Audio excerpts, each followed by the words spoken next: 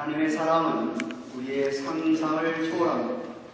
어느 누가 하나님께서 자기 아들을 직접 이 땅에 보내셔서 우리를 위하여 그 아들의 목숨을, 그 아들의 몸을 그렇게 십자가에 죽게 하셔서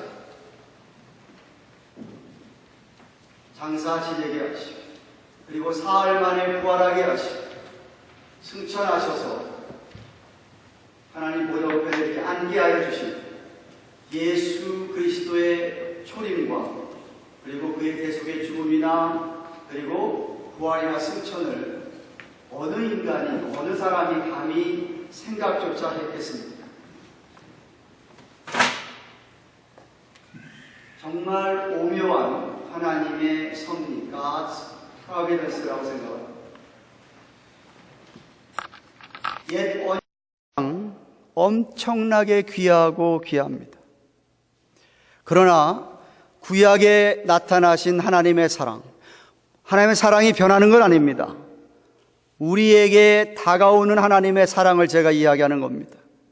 하나님의 사랑이 구약 시대 이스라엘 백성들에 다가온 사랑, 이스라엘 백성들이 경험한 사랑과 신약 시대 새 언약 아래 있는 우리가 받는 하나님의 사랑, 우리가 경험한 하나님의 사랑은 정말 그 차이가 말로 다 할 수가 없습니다. 너무나도 큽니다. 옛 언약의 구약에 예수 그리스도가 나타나지 않으셨기 때문에 구약에서는 예수님의 모형이나 그림자만 있었습니다. 그런데 신약에 와서, 뉴테스트먼트에 와서는 그 예수님이 실체로 리얼리티가 돼서 나타나셔서 우리에게 보이시고 가르치시고 직접 사람들과 대화하시고 사람들이 그 사랑을 나타내시고 그리고 그것들을 기록하게 하셔서 오늘날까지 우리가 그 예수님에 대한 그런 것을 우리가 다 깨닫고 보고 알고 사랑을 느낀다고 하는 것은 구약시대 이스라엘 백성들이 느꼈던 것과는 판이하게 다릅니다.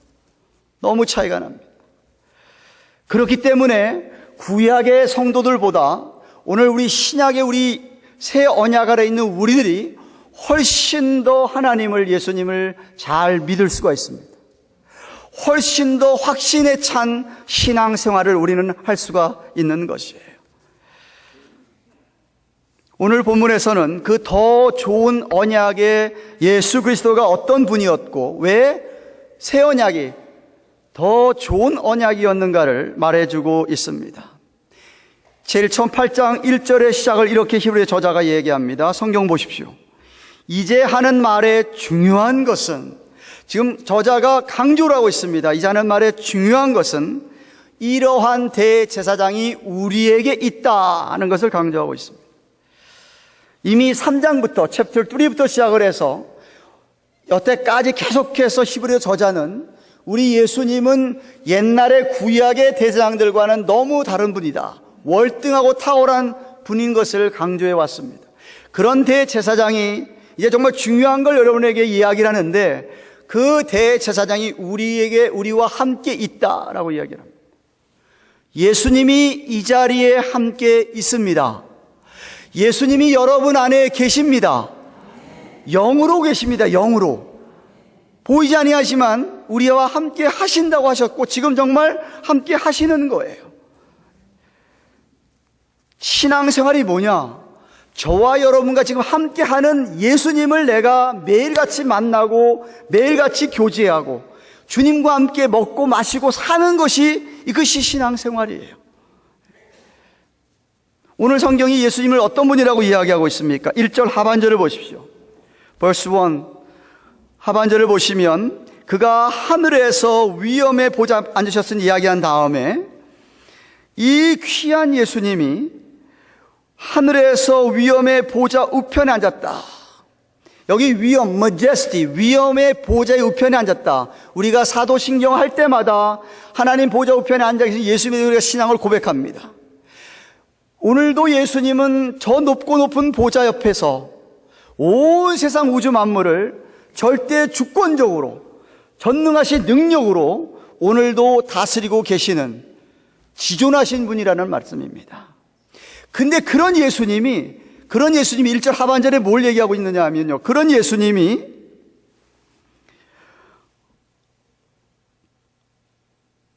만왕의 왕이며 만주의 주이신 예수님이 우리를 섬기신다고 2절에 얘기합니다. 2절 말씀 보십시오. 성소와 참 장막에 부리는 자라. 이 장막은 주께서 베푸신 것이요 사람이 한 것이 아니니라 고 했습니다. 이게 좀 해석이 필요합니다. 부리는 자에서 여러분이 언뜻 귀에 안 들어올 겁니다. 부리는 자라는 말은 사역하는 자, minister 이런 소리입니다. minister 혹은 섬기는 자 이런 뜻이에요. 그 위대하신 예수님이 오늘도 섬기는데 어디서 섬기느냐 하면 성소와 참 장막이라고 그랬습니다. 성소와 참 장막이라고 표현된 그곳은 예수님이 현재 사역을 하고 있는 장소입니다. 그것은 오늘날 저와 여러분이 속해 있는 주님의 몸된 교회, 우리의 형제 자매들을 다스리고 섬기신다고도 해도 전혀 틀린 말이 아닙니다. 다시 말하면 그 위대하신 만왕의 왕이고 만주의 주이신 예수님이 오늘도 우리 교회와 여러분들을 섬기고 계십니다. 사역을 하고 계신다는 말입니다.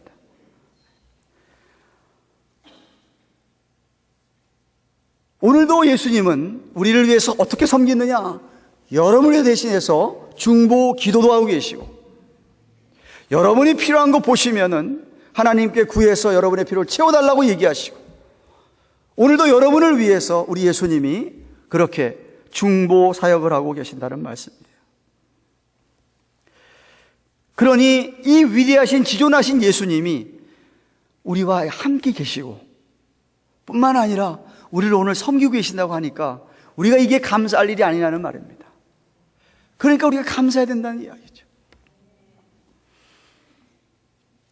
그리고 3절 보시면은 예수님도 옛 언약의 대장처럼 예물과 제사를 드려야 했는데 그 옛날의 제장들은 계속해서 제물을 드렸어야 합니다. Every year, every time 그들은 나가서 제사를 드리고 제물을 드려야 했었습니다만 우리 예수님은 once for all 단번에 십자가에서 자기 몸을 십자가에서 희생 제물로 드렸던 것이에요. 그게 3절 말씀입니다. 왜 그랬느냐? 이유는 6절에 나온 더 좋은 약속을 위한 더 좋은 언약 때문에 그랬다는 말씀입니다. 훨씬 더 구약의 대장들보다도 아름다운 직분이라고 성경이 이야기를 합니다. 우리 예수님은 율법에 따른 제사장으로 섬기는 지파에서 나신 분이 아니었습니다. 그래서 4절 말씀 보시면 예수께서 만일 땅에 계셨다면 제사장이 되지 아니하셨을 것이나 이는 율법을 조차 예물을 드리는 제사장이 있음이라 했습니다. 예수님은 레위 지파에서 난 사람이 아니었습니다. 예수님은 유다 지파 사람이었습니다. 그러니까 그것과는 상관이 없는데 단지 그 제사장들은 땅에 있었던 제사장들은 이미 오신 예수님의 모형과 그림자였다. 성경이 얘기하는 겁니다. 5절에 모형과 그림자일 뿐이었다. 그러니까 구약의 백성들은 그 모형과 그림자만 쫓고 있다가 우리는 그게 아니라 실체를 보고 예수님이 실체를 보고 만나고 우리는 신앙생활한다 이 말입니다. 6절에서 이야기한 좋은 약속, 좋은 언약, 이 언약이란 말을 여러분이 오늘 꼭 붙들고 가셔야 됩니다. 이 헬라의 원어에 보면 언약을 이야기하는 단어가 2개가 나옵니다. 하나는 숨포논이라는 단어와 하나는 디아케이테라고 하는 단어입니다. 한번 따라해 볼까요? 숨포논. 우리 가든 교회에서나 여러분이 듣는 이야기입니다. 숨포논이라는 단어가 있고 하나는 디아테이케이. 굉장히 유식합니다, 다들. 숨포논이라는 단어는 영어로 번역하면 agreement이에요. 다시 말하면 쌍방이 양쪽 파리가 쌍방이 조건을 서로 이야기를 하고 약속을 해가지고 이런 조건 하에 우리 둘이 동의한다 하는 겁니다. 예를 들면 여러분이 집을 살 때 사고 팔 때 여러분이 산다고 하면 파는 사람과 여러분이 어그리먼을 합니다. 그렇죠? 사업체를 살 때도 마찬가지고요. 국가와 국가 간의 피스 트리티를 맺을 때도, 무슨 어떤 평화 조약을 맺던가 할 때도 서로가 서로에게 우리가 당신들을 안 쳐들어가고 당신들 우리 안 쳐들어오고 어느 한 조건을 가지고서는 평화 조약을 맺든지 맺죠. 그죠? 그게 다 심포노온입니다. 근데 이거는 깨질 가능성이 많습니다. 왜냐하면 양방 가운데 한쪽이 약속을 어기거나 조건을 안 맞추면 깨지는 거예요. 그렇지 않겠어요? 우리가 집을 샀는데 집을 사고 서로 다음 회를 한다고 약속을 해놓고 다음 회를 안 하면 어떻게 되죠? 그거는 깨지는 거예요. 그죠? 네. 그래서 심포노온의 정확한 영어 번역은 컨트랙입니다. 컨트랙. 오늘날로 얘기하면 계약이에요. 계약 맺는 거죠. 그죠? 집 살 때도 차 살 때도 여러분 날아가는 계약을 맺는 거예요. 근데 여기서 하나님이 얘기하시는 디아테이케이는 계약이 아니에요. It's not contract. It's a covenant예요. 너무 다른 겁니다. 너무 다른 건데 하나님께서 지금 이야기하는 거는 심포노온이 아니라 디아테이케예요. 하나님이 우리와 언약을 맺으시는데 이거는 컨트랙은 우리가 흥정도 하고 타협도 하는 거지만 이 커버넌트, 이 언약은 타협이나 흥정이 없습니다. 하나님께서 일방적으로 그냥 자기가 약속을 하는 겁니다. 일방적으로. 하나님께서 우리를 너무 사랑하셔서 일방적으로 언약을 맺자고 하시는 거예요. 어떤 조건이나 약속이 있는 것이 아닙니다. 우리와 의논해서 하자고 얘기하시는 것도 아닙니다. 그렇기 때문에 언약이라고 하는 것은 하나님이 언약을 맺기를 원하시는데 여러분이 그 언약의 약속을 내가 믿고 받아들이냐 아니면은 안 믿고 안 받아들이느냐 그 차이입니다. 이슈가 그거예요. 네. 이 단어가 디아테이케가 유언장에도 써있어요. 유언장. 네. 죽는 사람이 죽으면서 유언을 남깁니다. 내가 죽으면은 내 재산 이렇게 해달라고 유언을 남기죠. 그죠? 네. 그 위를 남기면 그 유언장을 받는 사람이 유언장대로 하느냐 안 하느냐에 달린 것이지 유언장 가지고 흥정할 수 없습니다. 타협할 수 없습니다. 왜 아버지가 나 이렇게 했지? 이거 나 좀 더 주고 내 동생 좀 덜 주시고 이럴 수가 없습니다. 유언장 있는 대로 해야 되는 거예요. 유언장대로 내가 그대로 집행하든지 아니면 안 하든지 둘 중에 하나입니다. 그게 바로 언약의 개념이에요. 하나님께서 여러분에게 이게 무슨 소리냐면요. 여러분이 만약에 예수 그리스도를 진실로 믿고 예수님을 구세주로 주로 고백하고 진실로 믿는 사람 같으면 그 다음서부터는 하나님께서 여러분과 완전히 언약을 맺으시는데 이 언약은 깨질 수가 없습니다. 여러분이 아무리 잘못해도 여러분이 세상에 죽을 죄를 지고 무슨 정말 극악무도한 죄를 짓는다 하더라도 하나님이 여러분과의 이 언약을 깨질 않습니다. 그게 언약이란 개념이에요. 여러분 오늘 이걸 꼭 가지고 가셔야 됩니다. 새 언약이 그거였어요. 새 언약이. 예수님을 믿고 한번 하나님의 언약 백성이 되면, 자녀가 되면 절대로 그 언약은 깨질 수가 없습니다. 모세와 맺은 옛 언약은 율법을 줬는데 율법을 지키지 아니하면 율법을 지키지 않은 쪽 때문에 그 언약이 깨어지는 것이었어요. 심판을 받고 벌을 받을 수밖에 없었어요. 그래서 7절 얘기하신 거예요. 7절에. 7절 말씀 보십시오. 그 모세의 언약이 흠이 있다고 얘기합니다. 만일 첫 언약이 흠이 없었다면 둘째 것, 새 언약을 요구할 일이 없었으려고 하는 이유가 그 얘기예요. 안 그랬을 거라 이거죠. 근데 모세와의 언약은 이스라엘 백성들이 그거를 지키지를 못해가지고, 이제 그 얘기 이따 나오는데 제가 여러분에게 오늘 질문 하나 합니다. 결혼. 어제 제 딸이 결혼했습니다. 그래서 이걸 치우지를 못했습니다. 아래 지금 치우려다가 이거 조금 만지면 무너진다 그래서 놔두자 해서 놔뒀습니다.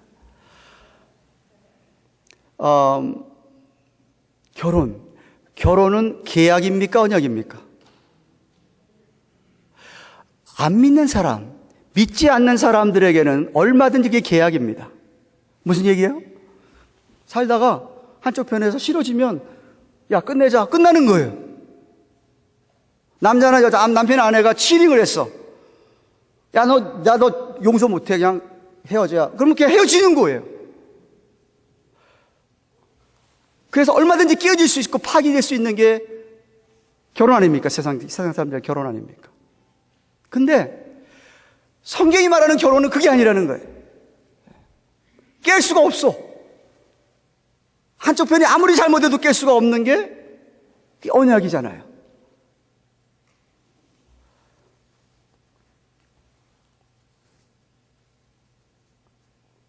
내 남편이 내 아내가 unfaithful 하다고 그래서 내가 관두자 할 수 없는 게 이게 성경이 얘기하는 결혼이에요. marriage.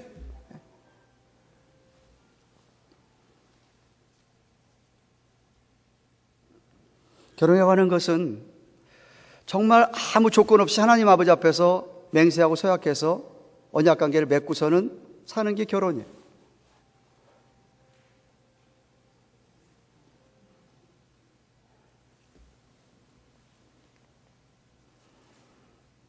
그래서 여러분이 잊지 마셔야 됩니다.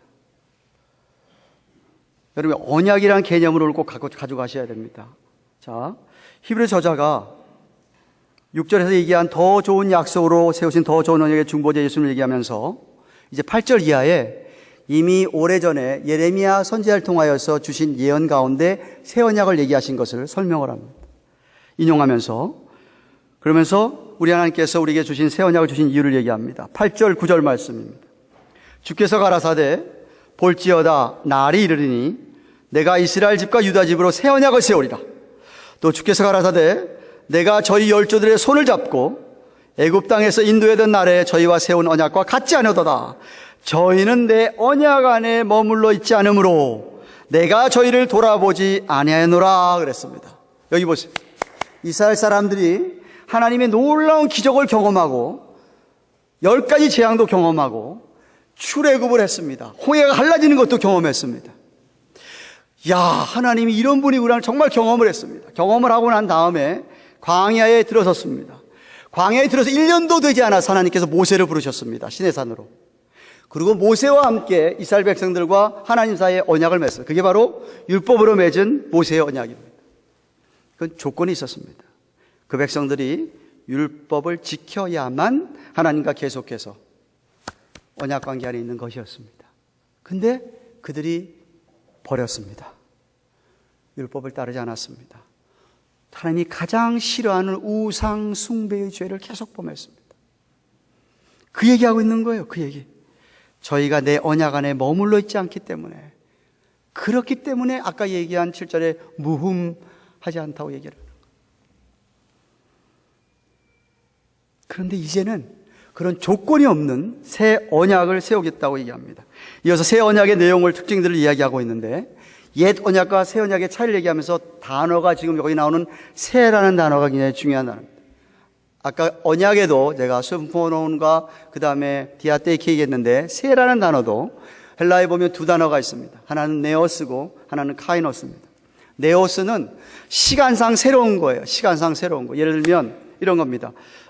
과일이 아주 여기 프레시라고 제가 영어 번역도 해놨는데, 아주 프레시한 새로 딱 익은 과일, 그 얘기할 때 네오스를 사용합니다. 그러니까 같은 종류인데 아주 recent, 새 걸 얘기하는 거예요. 예. 그런데 카이노스는 그게 아니에요. 전혀 퀄리티가 다른 것을 카이노스를 사용하는데, 여기 언약을 쓸 때 새할 때 새가 카이노스, 본질적으로 다른 언약이에요. 이 단어가 어디 쓰였냐면, 여러분이 너무나도 잘 아는 고린도후서 5장 17절, 그런즉 누구든지 그리스도 안에 있으면 새로운 피조물이 할 때, 저 새로운 할 때 카이노스를 썼어요.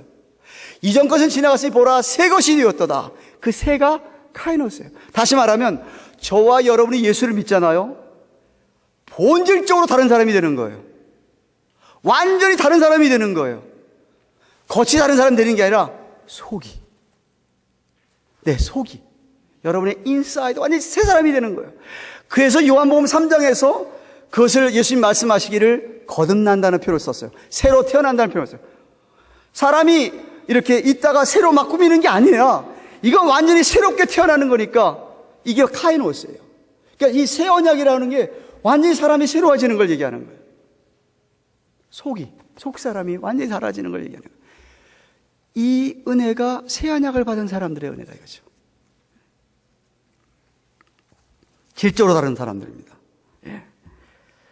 둘째로 다른 점은 새 언약은 하나님의 법이 우리의 마음과 생각에 새겨진다고 얘기합니다. 10절 말씀 보십시오. 10절 verse 10. 또 주께서 가라사대 그날 후에 내가 이스라엘 집으로 세울 언약이 이것인데 내 법을 저희 생각에 두고 저희 마음에 이것을 기록하리라. 나는 저희에게 하나님이 되고 저희는 내 백성이 되리라 그랬습니다. 옛 언약의 율법은 돌판에 새겼습니다.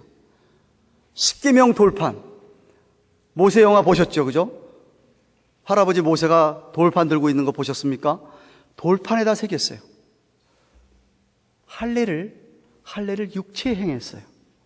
근데 새 언약은 그게 아니에요. 뉴 커버넌트는 우리의 마음과 생각에, NIV 번역에 mind and heart라고 얘기했어요.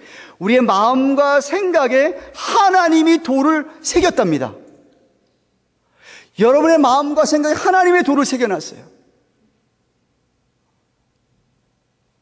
그러니까 이게 무슨 말이냐면 여러분의 마음과 생각에 하나님의 돌을 새겼기 때문에 여러분의 삶 전체 전인격적으로 그것이 영향을 받게 돼 있다는 말이죠. 그러니까 다른 사람인 거예요. 어떻게 해서? 성령께서 하셨다는 말입니다. 새 언약에서는 예수 그리스도를 믿으면은 성령께서 인을 친다 그랬죠. 여러분 속에 성령이 있기 때문에 그렇게 되는 거예요.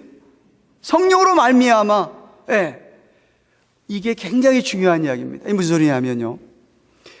옛날 구약의 율법은 뭘 가르쳤냐면 이게 선한 거고 이건 악한 거를 가르쳐만 줬지 선한 것을 할 수 있는 능력은 부여받지를 못했어요. 그런 건 안 주셨어요.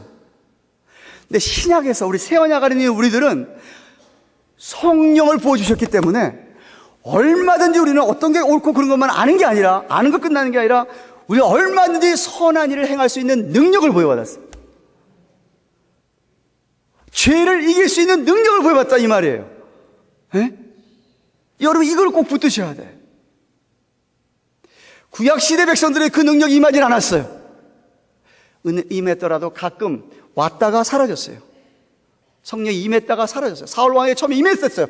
근데 사울왕이 떠났어요. 다윗이 고백하는 게 그거예요. 내 마음에 성령을 거두지 마옵소서.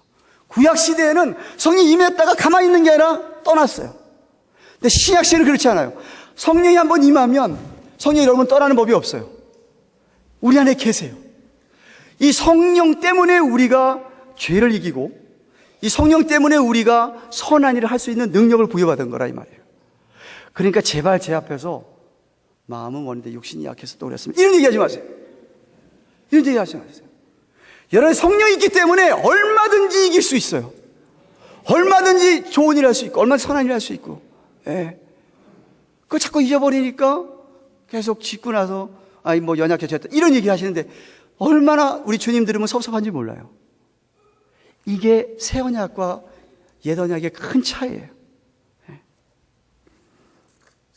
세 번째, 어떤 차이가 있습니까?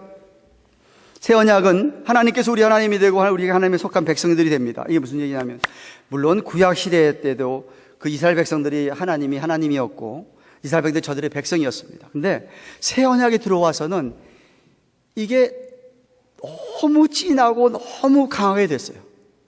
옛날에는 떨어질 수 있는 관계였지만 새 언약 아래 있는 아까 얘기했지만 우리는 떨어질 수가 없어요. 뗄래야 뗄 수가 없어요. 새 언약 아래 있는 사람들은 하나님과 언약을 맺기 때문에 떨려 뗄 수 없는 관계가 돼버린 거라 이 말이에요. 부모와 자식이 뗄래야 뗄 수 없는 관계가 됐듯이 아무리 자식이 부모에게 막 욕을 해대고 부모에게 그렇게 못한다 할지라도 그 자식이잖아요. 그죠? 자식이죠? 자식이 잘못한다고 자식 아니에요? 나 죽이겠다고 달려든다고 자식 아닙니까? 그래도 자식이죠. 그죠? 그거 바로 그 개념이에요. 우리가 아무리 아까 얘기했지만 잘못하더라도 하나님은 여전히 우리 아버지가 되시는 거예요. 여전히 우리의 목자신 거예요. 예수님이 여전히 우리의 신랑이신 거예요. 그게 새 언약이에요. 이게 새 언약. 아주 친밀한 관계가 돼버렸어요.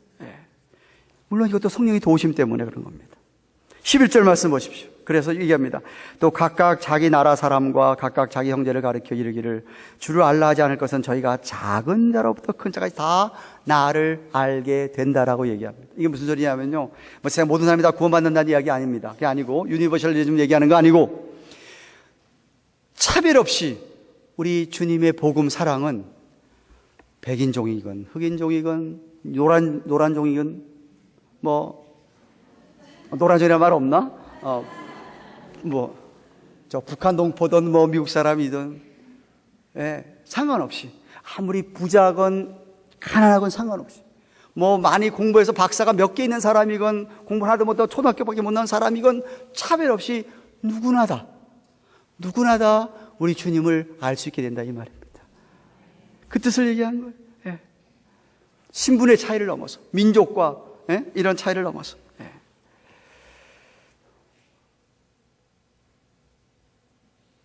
복음만 받아들이면 누구나. 넷째로 어떤 차이가 있습니까? 새 언약은 우리의 죄에 대한 하나님의 긍휼이 한이 없는데, 물론 구약시대 때도 뭐 한이 없다고 얘기했지만, 그게 우리에게 너무나 철저하게 다가왔는 이유는 예수님의 십자가의 죽으심 때문에 그렇습니다. 12절 말씀 보십시오. 내가 저희 불의를 긍휼히 여기고 저희 죄를 다시 기억하지 아니하리라. 우리 어떤 잘못도, 우리가 어떤 죄도 하나님 앞에 회개하면 하나님이 긍휼하셔서 기억조차 안 해주시겠다고 얘기합니다. 기억조차 안 해주시겠다고. 할렐루야. 남편들이 제일 싫은 게 뭐죠? 아내들이 남편 잘못한 거 또 기억해놨다가 무슨 일만 생기면은 그거 가지고 또 얘기하죠, 그죠? 우리 하나님은 그러지 않는다 이거예요. 기억조차 아니하겠다. 근데 저는요, 믿기를, 우리가 회개하자는 죄도, 잘 들으세요. 또 어디 가서 딴 얘기하지 마시고, 회개하지 않은 죄도, 몰라서 안 할 수도 있고요, 회개하지 않은 죄도 그 죄에 대한 형벌이나 대가는 우리가 받지 않습니다. 왜? 우리 예수님이 그것까지 다 감당하셨기 때문에 그렇습니다. 십자가에서. 얼마나 감사합니까? 얼마나 감사합니까? 이렇게 하나님이 긍휼이 많으신 거예요. 존 웨슬리 다 아시죠? 존 웨슬리 어떤 사람인지. 찬송가도 많이 지으셨고요, 감리교회도 사실 파운더이기도 하고요. 존 웨슬리가 교회를 다녔지만 죄에 대한 죄사함에 대한 확신이 없었어요. 그래서 그 죄사함에 대한 확신을 좀 가져보려고 엄청 노력했다고 합니다. 기도도 많이 해보고 성경도 읽어보고 교회 열심히 다녀보고, 자기 주위에 그 죄사함의 그 기쁨 때문에, 확신 때문에 좋아하는 사람 자기가 봤는데 자기는 그렇게 못했대요. 그래서 선교를 가면 나을까 해가지고 1730년에, 영국 사람이었잖아요. 1730년에 조지아주로 인디안 선교를, 네이티브 인디안 선교를 떠났습니다. 그래서 인디안들에게 복음을 전하고 막 자기가 주님의 일을 하는데, 막 인디안들이 막 회심하고 막 그런데 자기는 그런 마음이 없는 거예요. 얼마 하지도 않다가 1738년에 다시 영국으로 돌아갔어요. 근데 영국으로 돌아가는 배 안에 어떤 크리스천들이 있었냐면 모라비안이라고 하는 크리스천들이 있었어요. 근데 그 크리스천들이 모여서 자기가 지금 배를 타고 가는데, 그 크리스천들은 뭔가 다른 걸 많이 본 거예요. 거기 뜨거움이 있었고요. 그들이 막 그 회개하고 그런 그 모습을 보고 그 충격을 받았어요. 그래서 런던에 도착한 다음에 자기도 정말 그걸 너무 사모하니까 그 하나님 앞에 그걸 간구하다가 한 번은 엘더스 게이트라고 하는 서클 모임이 있었는데, 그 미팅에 가서 거기서 어떤 한 사람이, 지도자 한 사람이, 루터가, 지난번 종교개혁주를 얘기했습니다. 루터가 기록한 로마서의 서론 부분, 로마서의 서론 부분을 그분이 읽어주는데, 그때의 이 성령의 역사죠, 그죠? 그때 웨슬리가 그리스도 안에 있는 믿음, 그리스도 안에 있는 믿음을 통해서 하나님께 사람들 마음속에 일으킨 변화에 대해서 그 지도자가 설명을 쭉 하는데, 이상하게 자기 마음이 따뜻해 오더랍니다. 그러고서는 내가 구원을 위해, 회심을 위해, 죄 사함의 확신을 위해서 다른 것 하나도 필요 없고 예수 그리스도만을 신뢰해야 되는구나 하는 것을 깊게 깨닫게 되었다고 합니다. 그리고 그 주님께서 나의 죄를 다 제거해 주시고 죄와 사망의 법에서 자기를 건져주셨다, 해방시켜주셨다는 것을 그때 막 확신이 들어오더랍니다. 다시 말하면 자기가 지은 죄에 대해서 깨끗하게 용서받았다고 하는 하나님의 긍휼, 하나님의 자비하심을 경험하고 그렇게 기뻐했다라고 합니다. 성령 체험이죠. 저는 예수 믿는 사람이라고 한다면 누구나 한 번쯤 이상은 이런 경험이 있어야 합니다. 여러분 이런 경험이 없다면 여러분 어쩌면은 It's not true Christian인지 몰라요. authentic한 크리스찬이 아닌지도 몰라요. 여러분에게 과거의 순간, 아니 만약 지금이라도 정말 예수님의 그 십자가만을 의지하면, 그거 바라보면 내 죄가 다 사해진다. 그걸 정말 깊이 경험하고 성령께서 여러분이 주시는 어떤 그 죄사함에 대한 기쁨, 이런 경험을 종종 하실수록 좋습니다. 있으셔야만 하고요. 네.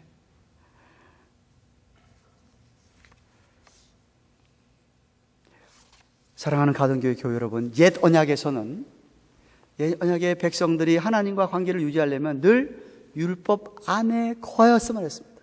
율법을 지켰으면 했습니다. 그런데 새 언약 아래서는 그저 예수님만 믿기만 하면 됩니다. 예수님을 믿기만 하면 여러분 하나님과의 관계가 맺어지고 언약이 성립되는 것이었습니다. 아버지와 아들과의 관계, 목자와 양과의 관계, 신랑과 신부와의 관계, 이것이 완전히 맺어지는 것이었어요. 이 언약을 보증하는 게 뭐냐, 괴렌토가 뭐냐 하면 그게 성령님이십니다. 여러분 안에 있는 성령님이 그것을 보증하는 거예요. 나는 하나님 안에 있다. 나는 하나님과 언약을 맺었다. 이것을 여러분이 확신하는 것이죠. 네. 여러분이 한순간도 잊으시면 안 됩니다. 한순간도 잊으시면 안 되고, 나는 하나님과 이런 언약 관계 안에 있구나 하는 것을 기억하고 살면 신앙이 절대로 흔들리지 않습니다. 신앙이 업앤다운 있는 사람들이 왜 그런지 아십니까? 이 새 언약에 대한 개념이 없어서 그래요. 이 놀라운 이 언약에 대한 개념이 없어서 그래요.